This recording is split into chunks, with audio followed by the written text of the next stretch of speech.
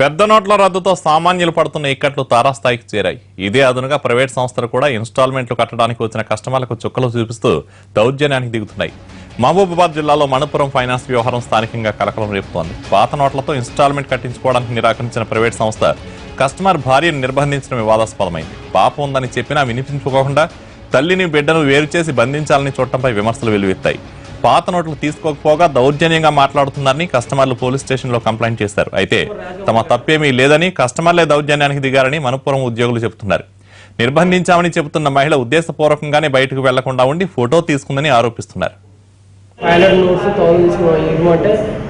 తీసుకోమంటే తీసుకోవట్లేదు, మనం ఎట్లా కట్టాలంటే సార్ మీరు ఆన్లైన్ ద్వారా తీసుకోవచ్చు అని చెప్పాము.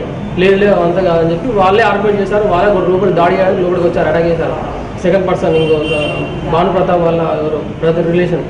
మళ్ళీ ఆ ఉమెన్ వచ్చిన తర్వాత వాళ్ళు వచ్చి అరిచారు లోపలికి వచ్చి గొడవ పెడుతున్నారు. కానీ బయటికి వెళ్ళండి అని చెప్పాను. బయటికి వెళ్ళంటే వెళ్ళట్లేదు. వాళ్ళు గొడవ పెట్టుకుంటే లోపల దాడి చేయడానికి వచ్చారు. మీరు వెళ్ళండి అంటే వెళ్ళట్లేదు. ఆమె లోపల ఉండి వాళ్ళ ఫాదర్ కోసం వెయిట్ చేస్తా ఇక్కడ ఉంటాం, మేము వెళ్ళండి. మరి మా రూల్ ప్రకారం అయితే గేట్ లాక్ అయ్యాలి వితిన్ సెకండ్లో. వెళ్ళమంటే వెళ్ళట్లేదు. కానీ కావాలని ఇంటెన్షన్గా ఉండి కావాలని మీడియా తీసుకొచ్చుకొని ఫోటో తీసుకొని పర్టికులర్గా ఫోటో తీసుకొని వెళ్ళింది. ఇప్పుడు వాళ్ళ మిస్సెస్ని బంధించారని చెప్పి బంధించడం